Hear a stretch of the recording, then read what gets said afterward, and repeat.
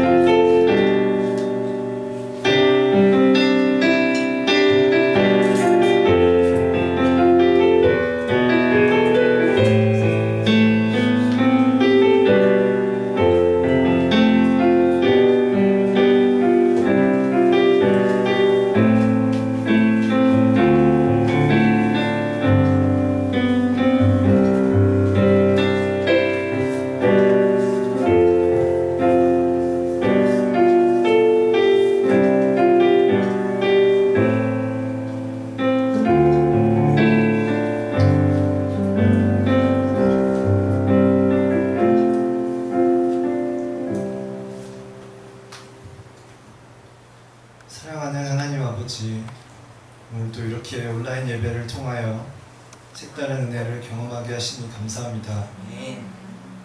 우리가 어느 자리에 있든지 전심으로 주님을 예배하며 찬양하기 원합니다. 아멘. 올해와 함께 시작된 코로나 사태가 장기화되어 가고 있습니다. 이 큰 환난의 시간 속에서 선하신 주님을 신뢰하며 나아가는 저희가 되게 하여 주세요.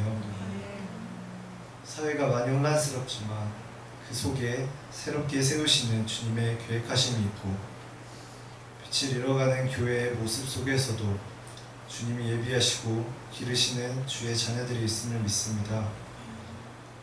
이 아픔의 시간 속에서 주님을 위로해드리는 저희들이 되길 소망합니다.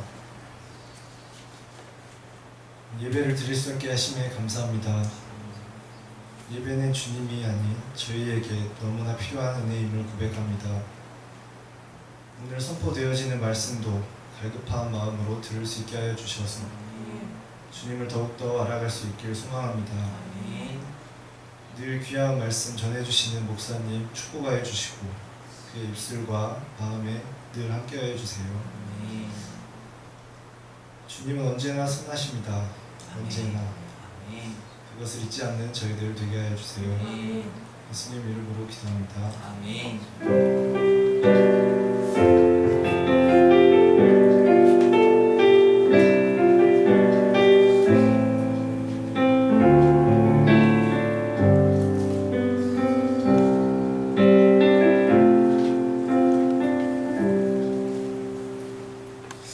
할렐루야. 오늘 살아계신 하나님의 말씀은 창세기 41장 44절로 57절까지 말씀입니다. 창세기 41장 44절로 57절까지 말씀 함께 봉독하시겠습니다. 살아계신 하나님의 말씀. 바로가 요셉에게 이르되 나는 바로라. 애굽 온 땅에서 내 허락이 없이는 수족을 누릴 자가 없으리라 하고 그가 요셉의 이름을 사바나하게 하고 또 온의 제사장 보디베라의 딸 아스낫을 그에게 주어 아내로 삼게 하니라. 요셉이 나가 애굽 온 땅을 순찰하니라. 요셉이 애굽 왕 바로 앞에 섰을 때 30세라. 그가 바로 앞을 떠나 애굽 온 땅을 순찰하니 일곱해 풍년에 소지 소출이 심히 많은지라. 요셉이 애굽 땅에 있는 그 7년 곡물을 거두어 각 성에 저장하되 각 성읍 주위의 밭에 곡물을 그 성읍 중에 쌓아두매 쌓아둔 곡식이 바다 모래같이 심이 많아 세기를 그쳤으니 그 수가 한이 없음이었더라. 흉년이 들기 전에 요셉에게 두 아들이 나되 곧 온의 제사장 보디베라의 딸 아스낫이 그에게서 난지라. 요셉이 그의 장남의 이름을 므낫세라 하였으니 하나님이 내게 내 모든 고난과 내 아버지의 온 집일을 잊어버리게 하셨다 하며 장남의 이름을 에브라임이라 하였으니 하나님이 나를 내가 수고한 땅에서 번성하게 하셨다 하였더라. 애굽 땅에 7해 흉년이 그치고 요셉의 말과 같이 7해 흉년이 들기 시작하매 각국에는 기근이 있으나 애굽 온 땅에는 먹을 것이 있더니 애굽 온 땅이 굶주림에 백성이 바로에게 부르짖어 양식을 구하는지라. 바로가 애굽 모든 백성에게 이르되 요셉에게 가서 그가 너에게 이르는 대로 하라 하며 온 지면에 기근이 있음에 요셉이 모든 창고를 열고 애굽 백성에게 팔세 애굽 땅에 기근이 심하며 각국 백성도 양식을 사려고 애굽으로 들어와 요셉에게 이르렀으니 기근이 온 세상에 심함이었더라. 아멘. 네. 우리 지난주일 말씀 계속해서 요셉에 대해서 살펴보았고 또 요셉처럼 준비되자고 했습니다. 요셉은 하나님 앞에 정말 철저하게 준비되었다고 했습니다. 부서지도록 아팠던 마음을 통해 고난의 불바다를 통해 기다림이란 훈련을 받았다고 했습니다. 그 기다림이란 훈련 동안 요셉은 하나님 보시기에 하나님 쓰시기에 더 합당한 순금이 되어져 갔다고 했습니다. 그렇게 준비되어지니까 하나님의 때가 되어 애굽 바로 왕 앞에 섰을 때 요셉은 다른 그 어떤 것을 말하지 않고 하나님만 말할 수 있었다고 했습니다. 하나님 아니면 자신은 결코 아무것도 아님을 그래서 바로 왕이 오롯이 하나님만을 바라볼 수 있도록 했다고 했습니다. 또 제대로 준비되어지니까 바로 왕에게 몇 가지 제안을 하면서 자신의 감정이나 욕망을 전혀 드러내지 않을 수 있었다고 했습니다. 우리도 지난 한 주 하나님 앞에 요셉처럼 정결한 순금으로 준비되어져 가자고 했습니다. 창세기 41장 16절 요셉이 바로에게 대답하여 이르되 내가 아니라 하나님께서 바로에게 편안한 대답을 하시리이다. 아멘.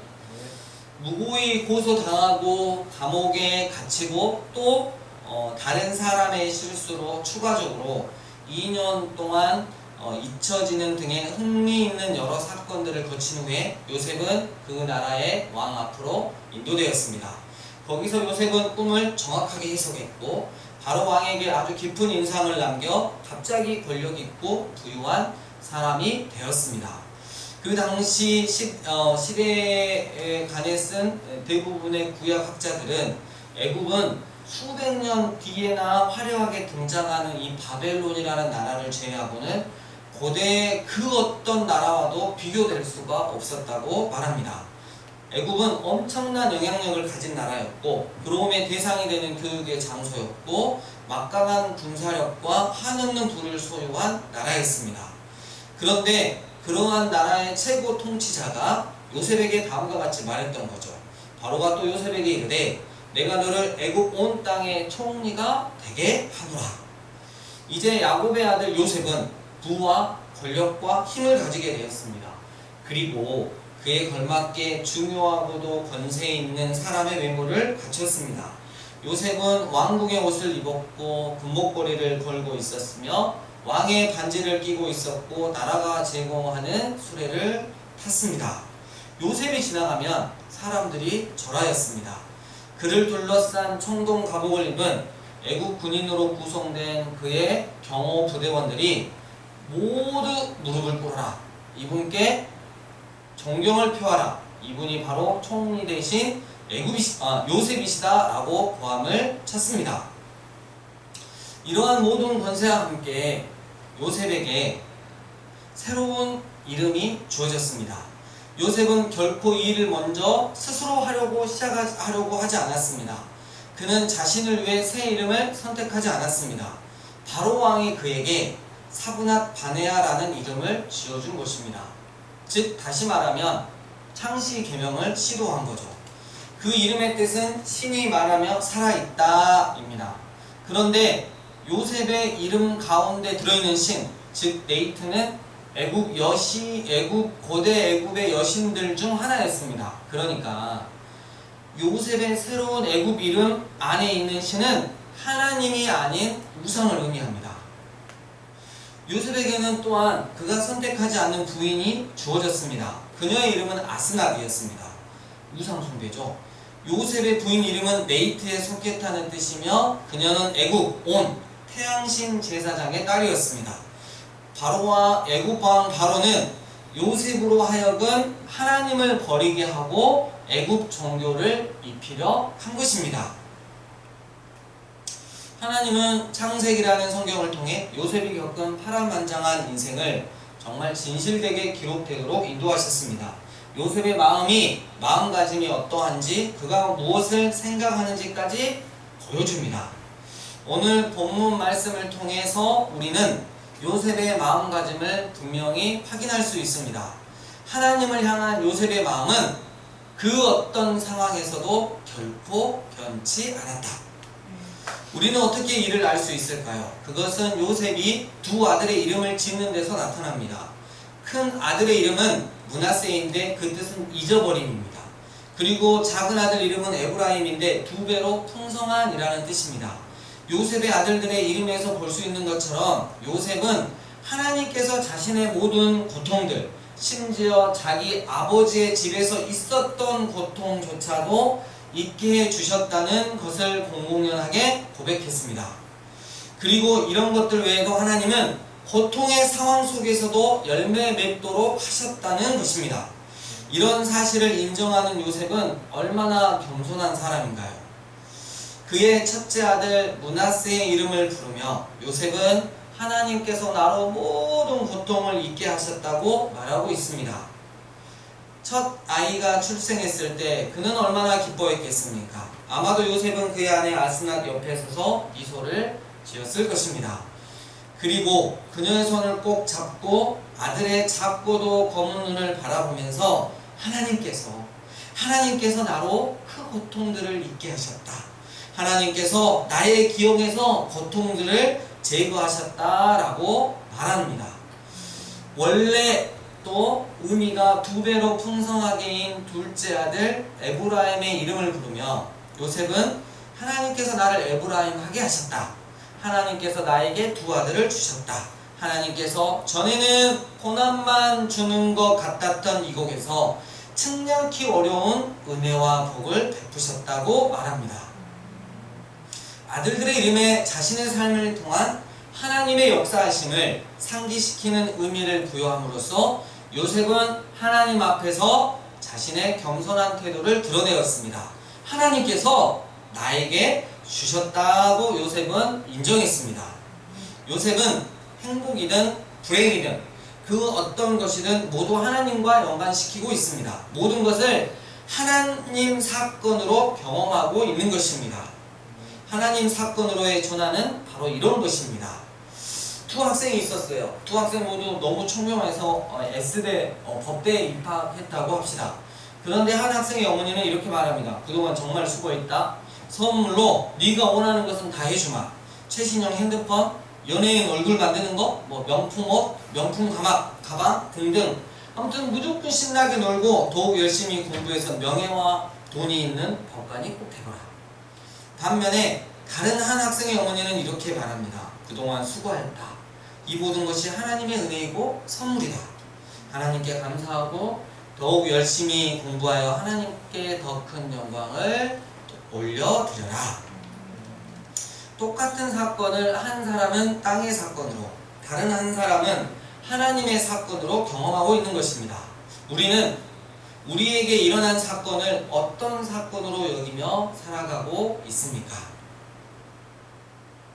요셉에게는 막강한 권위가 주어졌습니다. 요셉은 방대한 저장, 식량을 관장하는 열쇠를 쥐고 있었습니다. 요셉은 흉년이 심한 가운데서 풍부함을 주관하는 자였습니다. 이 흉년은 이제까지 온 세상이 결코 겪은 적이 없는 엄청나고 광범위한 흉년이었습니다. 왜냐하면 성경이 온 지면에 기근이 있음에 라고 말하고 있기 때문입니다. 이러한 상황 가운데 요셉은 무엇을 했습니까? 요셉이 자신과 자신의 가족 또는 왕족 식구들을 위해 또는 애굽 땅만을 위해 많은 양식을 사재기에 둔 것은 아니었습니다. 요셉은 모든 창고를 열어 식량이 필요한 그 누구에게는 식량을 팔았습니다. 각국 백성도 양식을 사려고 애굽으로 들어와 요셉에게 이르렀으니 요셉은 결코 자신의 특권, 자신의 권위, 자신의 경제적 힘을 자신의 유익을 위해 이용하지 않는 사람이었습니다. 하나님의 도우심으로 요셉은 앞날에 생길 일을 예측하였습니다. 그러나 그는 결코 이러한 지식을 개인적인 사욕을 챙기는데 이용하지 않았습니다. 7년의 풍년 기간 동안 요셉은 자신의 신실함을 증명해 보였습니다. 요셉은 자신의 권력을 남용하지 않았습니다. 조용하면서도 아주 명석한 두뇌로 요셉은 곧 다가올 흉년의 기간들을 감당할 수 있는 충분한 양식을 비축했습니다. 그리하여 7년간의 풍년이 지난 뒤 여전히 바로는 요셉에게로 가봐라. 그는 나의 신임을 받을 만큼 성실한 자다. 그에게 가봐라. 그가 너에게 무엇을 해야 할지 말해줄 것이다. 만약 네가 지혜롭다면, 네가 똑똑한 놈이라면 그가 말한 것은 무엇이든지 할 것이다 라고 말했던 것입니다. 작가이자 목사님인 진 게츠라는 분이 있어요. 저하고 성이 같죠? 네, 죄송하고 요셉의 경영 능력에 대해 아주 잘 요약해 놓았습니다. 경영에 대한 집중적이고 경험 중심적인 수업을 받은 적이 없었다면 불과 30세였던 요셉은 전 세계적인 대과제를 결코 해결할 수 없었을 것이다. 그 수업은 애국왕의 친위대장 보디발의 집에 모든 일을 맡아서 했던 때부터 시작되었다. 이것은 제수주를 관리하게 되었던 감옥 생활 중에도 계속되었다. 그리고 13년 후에 요셉은 애굽 온 땅을 다스리는 위치에 오르게 되었다. 요셉을 향한 하나님의 계획은 하나님의 예정하신 대로였다. 요셉의 준비 과정은 하나님께서 그에게 부여하실 과업에 아주 적절하게 이루어졌다. 그리고 요셉은 각각의 시험을 통과했고 각각의 경험을 통해 배웠으며 하나님만 의지하는 것을 배웠기 때문에 하나님께서 기회의 문을 여셨을 때 그는 준비가 되어 있었다. 요셉은 교만의 유혹에 넘어가지 않았고 명성과 권력을 잘 감당했다. 요셉은 어렵고 압박받는 상황에서도 인내함으로 견뎌냈고 자신이 해야 할 일을 성실하게 그리고 성공적으로 수행했다. 그는 준비가 되어 있었다. 요셉은 마음이 청결한 자였으며 그래서 하나님 나라를 본 것입니다. 청결한 자의 또 하나 중요한 특징은 부정이나 부패와는 전혀 관계가 없다는 점입니다. 리차드 포스터는 돈, 섹스, 권력이라는 책을 썼습니다. 이 세 가지가 인류 최대의 유혹이라는 것입니다. 저도 물론 동의합니다. 사실 세상 문제가 얽히고 설켜 복잡한 것 같아도 한꺼풀 벗겨내고 보면 이 세 가지 요소가 만들어내는 문제임을 알 수 있습니다. 또한 이 세 가지는 하나님을 모르는 인간들에게 가장 강력한 힘을 지닌 것으로 평생에 걸친 추구의 대상이 됩니다. 특히 돈은 현대인들에게는 거의 신적인 권위와 능력을 가지고 있습니다. 돈 앞에 이데올로기도, 지위도, 학벌도, 전통도, 가정이나 국가도, 심지어는 교회까지도 머리를 숙일 정도입니다. 얼마 전에 제가 이야기를 들었어요. 호주는 개인당 지금 코로나 때 1,000만 원씩 줬대요.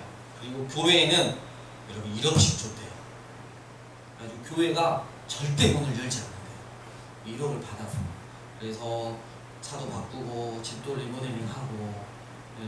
그나마 그 가운데 신실하신 목사님들은 가정에서 물론 예배를 드리지만 돈은 이렇듯 만약에 우리나라에 교회에 1억씩 줬으면 목사님들이 예배를 그렇게 목숨 걸고 드렸을까요? 생각을 좀 해볼 문제입니다. 예수님도 그 돈의 힘을 알고 계셨습니다. 마태복음 6장 24절 한 사람이 두 주인을 섬기지 못할 것이니 혹 이를 미워하고 저를 사랑하거나 혹 이를 중히 여기고 저를 경히 여김이라. 너희가 하나님과 재물을 겸하여 섬기지 못하느니라.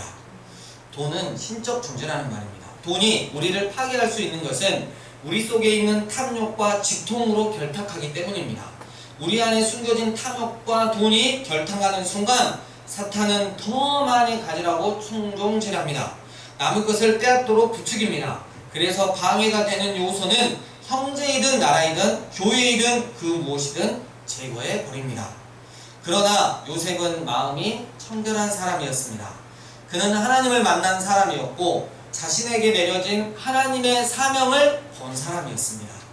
하나님의 사명을 본 사람은 특징이 있어요. 시시한 것. 그에게 시시한 건 돈, 명예, 권력이에요. 이 시시한 것에 연연하지 않습니다. 자신에게 부여된 모든 것을 하나님의 사명을 완수하는 데 사용합니다. 그런 사람은 남의 것을 빼앗지 않고 오히려 자신의 것을 내어줍니다. 우리 주님은 자신의 목숨까지도 내어주셨습니다. 그래서 부패하는 아무런 관계도 없는 분이었습니다. 요셉에게 1인지하 만인지상의 절대 권력이 주어졌습니다. 애국왕 바로가 말합니다. 나는 바로라. 애국 온 땅에서 네 허락 없이는 수족을 손과 발을 놀릴 자가 없으리라. 요셉은 그런 절대 권력을 철저하게 사람을 살리는 일에, 이웃을 사랑하는 일에, 하나님을 사랑하는 만큼 이웃을 사랑하는 일에 사용했던 것입니다. 이번 주 지나오면서 더 교회 모임이 없어지니까 나태하면 안 되겠다 싶어서 제 개인적으로 역대상하를 읽고 있습니다. 그 중에서 역대상을 쭉 읽어 내려가는데 역대상 26장에 레위 지파에 속한 고라 사람들이 기록되어 있고 또 그들 중에 제비를 뽑아 성전 문지기를 세우는 내용이 기록되어 있습니다. 여러분 성전 문지기는 그냥 눈앞에 지켜보고 있으니까 변변치 않은 사람도 마음만 있으면 쓸 수 있는 거죠. 그중 14절에 이런 말씀이 있습니다.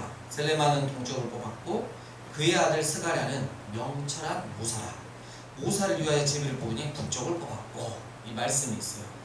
이 사람들은 하나님의 성전 문지기로 발탁된 사람들입니다. 그런데 스가랴라는 사람은 그냥 이름만 쓰는 게 아니라 명철한 모사로 묘사하고 있습니다. 마치 애국 왕 바로 옆에 있는 요셉처럼 말입니다. 그런데 스가랴는 자신의 아버지의 뒤를 이어 북쪽 방을 지키는 문지기가 되었습니다. 정문을 지키며 홈 잡는 자리도 아닙니다. 북쪽 끝방, 그 끝방을 혼자서 하루 종일 지키는 것입니다. 그런데도 그는 기꺼이 하나님의 성전 문지기가 되었습니다. 요즘 특히 우리나라에서 하나님을 믿는 자들 중 많은 사람들은 심지어 교회 지도자들조차도 자신이 하나님의 문지기가 되려고 하는 것보다 하나님을 자신을 지키는 혹은 자신의 재산을 지키는 문지기로 세우려고 안간힘을 쓰는 것을 보게 됩니다. 하나님, 코로나 시대에서 나름 신앙생활을 할 만큼 하고 있으니까 먹고 사는 데는 지장이 없게 해주셔야 돼요. 그리고 예수님한테 저와 우리 가정에 문지기 좀 해달라고 말씀 좀 해주세요. 하나님만으로도 부족하여 이제 그분의 아들 예수님까지도 자신들의 문지기로 만들려고 합니다. 여러분, 요셉은 철저한 하나님의 문지기로서 자신에게 주어진 권력과 기회와 힘을 단 한치도 자신을 위하여 사용하지 않았습니다. 생명을 살리는 일에, 그래서 하나님의 사명을 완수하는 데 사용했습니다. 그리하여 하나님을 이 세상에서 영화롭게 했습니다. 최고의 영광을 하나님께 드린 것이죠. 부정과 부패로 얼룩진 작금의 우리나라를 볼 때 세상의 것에 연연해하지 않고 하나님의 문지기로 살아가는 요셉과 같은 사람이 세상 사람들이 그렇게 손가락질하고 욕을 해도 오직 내 교회의 탐욕 많은 최고위에 피가 곧 터질 것 같이 충혈되어 있는 한국교회를 볼 때 하나님을 사랑하는 만큼 이웃도 꼭 그만큼 사랑하는 요셉과 같은 하나님의 지도자가 너무나도 그리운 것은 저만의 생각일까요? 조그만한 간증을 하려고 합니다. 온라인 예배를 지난주에 저희가 이제 지난주와 이번 주 이렇게 하게 되는데 온라인 예배를 준비하면서 문득 저한테 걸렸던 게 이제 헌금이에요. 그래서 이걸 어떻게 할까?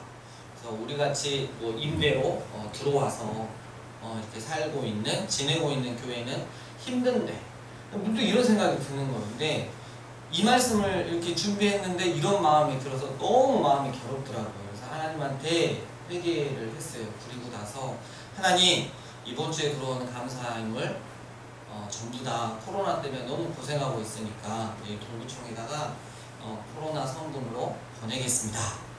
이렇게 제가 하나님께 약속을 했어요. 그래서 며칠 전에 어제 그렇게 또 동구청 직원에게 이렇게 계좌를 이렇게 물어봐서 보냈습니다. 그리고 나서 제가 그랬어요. 끝까지 물어보길래 아주 조그마한 교회라고 하면서 교회가 세상 사람들에게, 이웃들에게 말할 수 없는 죄를 지었습니다. 죄송합니다 라고 했습니다. 말씀을 정리합니다. 이제 요셉은 세계 최강의 나라 애굽의 2인자 총리가 되었습니다. 요셉이 총리가 되자마자 공중의 권세 잡은 자, 즉 사탄으로 상징되어지는 애국 왕 바로는 하나님의 신실한 사람 요셉에게 하나님 지우기 작전을 시작합니다. 먼저 창식이며 이름을 바꿨습니다.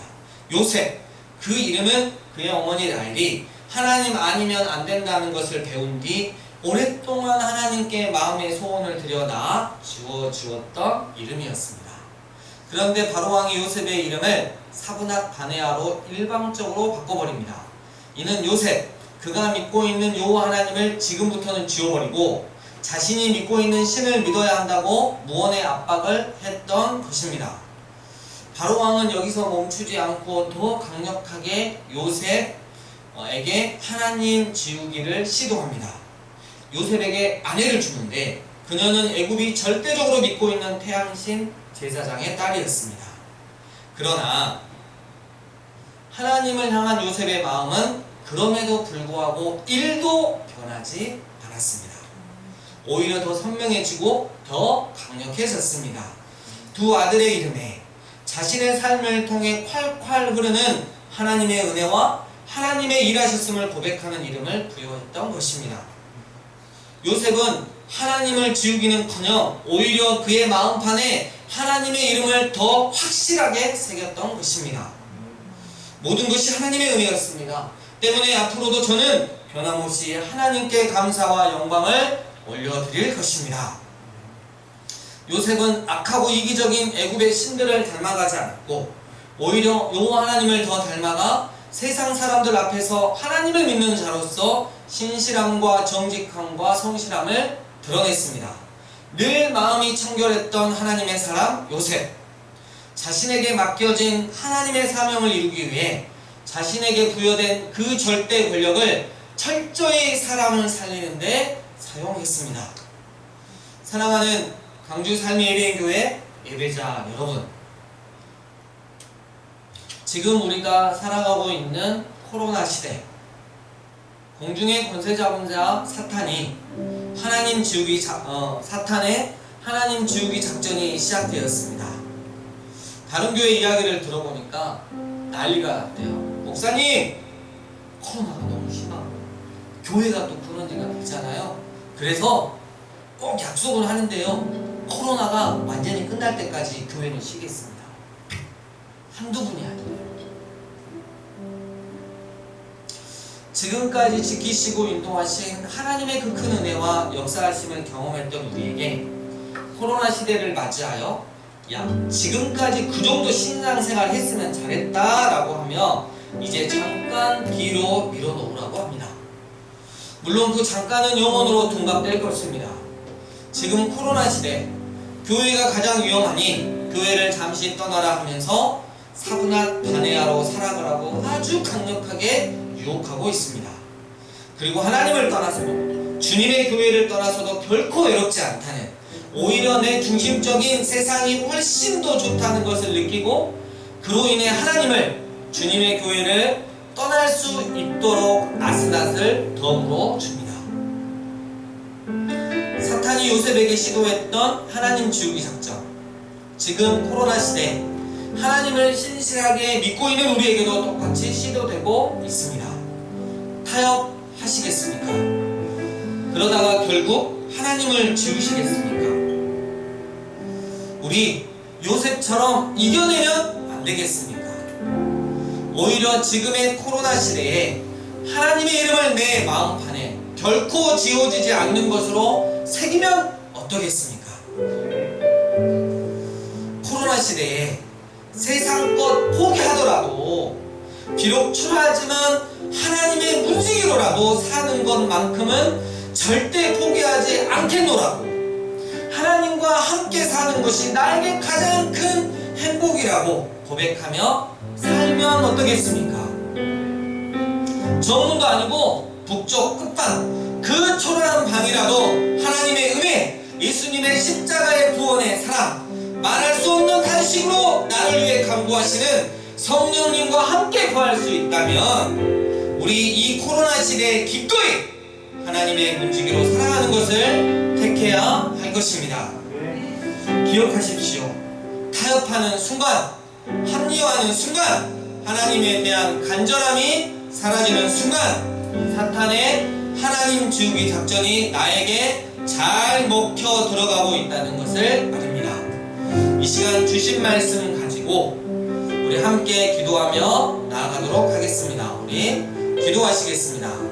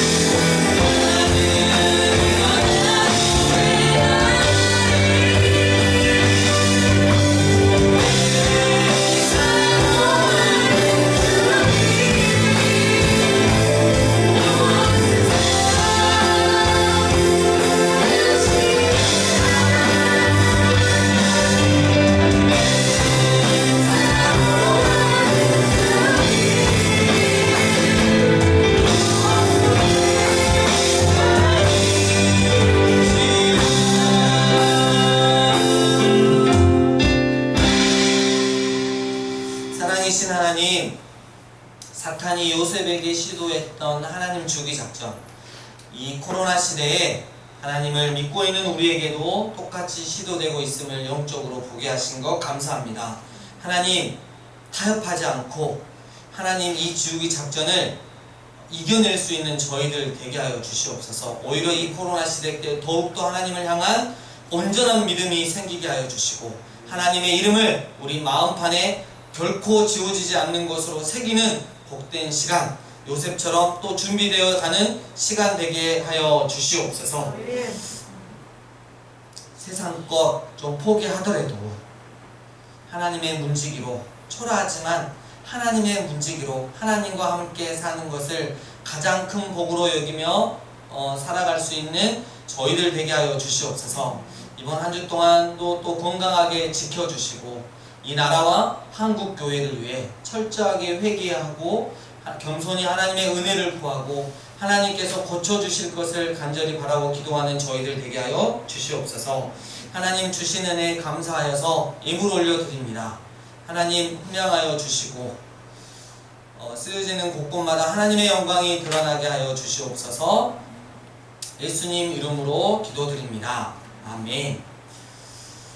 이제는 우리 주 예수 그리스도의 은혜와 하나님 아버지의 크신 사랑과 성령님의 교통하심이 하나님 지우기 작전에서 극복하고 반드시 승리하여 우리의 마음판에 하나님의 이름을 오히려 더 새기겠나라고 결단한 이 예배자들 머리 위에, 그리고 특별히 믿음의 다음 세대 위에, 이 강주도심 위에, 이 나라와 한국교회 위에, 그리고 열방 위에 이제와 영원토록 함께 있을지어다.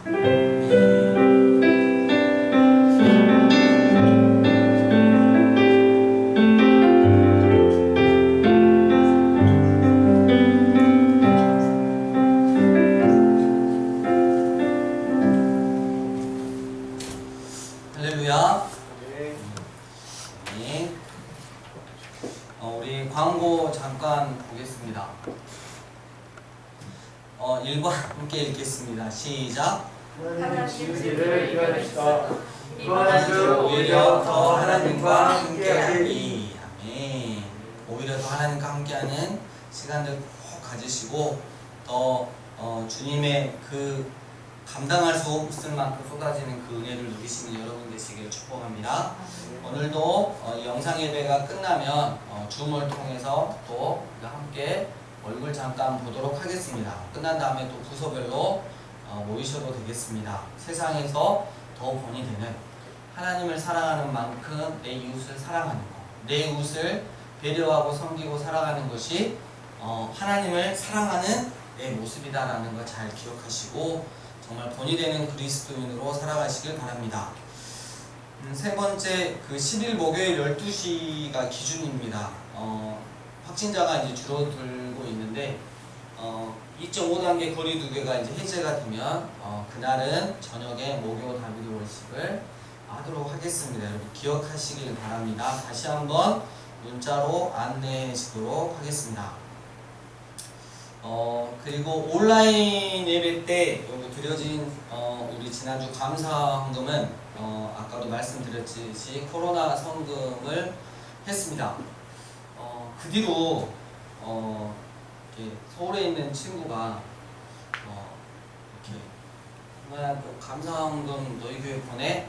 이랬어요. 그래서 그래 고맙다 막 이렇게 했는데, 야 근데 진짜 이상하다. 너희 교회 감사 헌금만 하면 나의 업무 그 성적이, 업무 평가 성적이 엄청 잘 나온다는 거야. 그래가지고 그 뒤로 계속 너희 교회가 하게 될 수밖에 없다고. 굉장히 영빨이 있는 교회라고.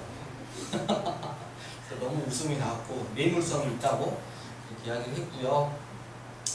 그리고 또 예배 전에 제가 정말 너무 울컥했는데 서울에 있는 삶의 예배인 교회에서 늘 목사님한테 연락 오고 전화가 왔어요. 근데 제가 잘 버티고 있습니다. 걱정하지 마십시오. 늘 기도해 주기 부탁드립니다. 그랬는데 마음이 그러셨는지 교회가 남전도회랑 이렇게 해가지고 헌금해서 모으셔가지고 우리가 이 코로나 성금한 거 몇 배를 보내셨다고 연락이 왔어요. 그래서 제 마음속으로 하나님 안 그러셔도 괜찮은데 정말 가슴이 너무 뭉클해서 너무 하나님 앞에 감사했습니다. 그리고 서울 삶의 예배인교회 성도님들과 특별히 또 남전도회 목사님께 깊은 감사를 표합니다. 그러고 보니까 아까 그 이렇게 헌금 드리는 그 안내를 제가 이렇게 빼버렸네요. 네, 그래서 넘어가 버렸죠. 네, 그렇죠. 주님이 하셨습니다. 그리고 생일 축하가 있습니다. 우리 김정은 청년 결혼한 지 얼마 안 됐는데요. 10일 목요일날 생일입니다. 그래서 우리가 축복해 주도록 하겠습니다. 저는 사랑받기에 태어난 사람, 지금도 그 사랑 갖고 있지요.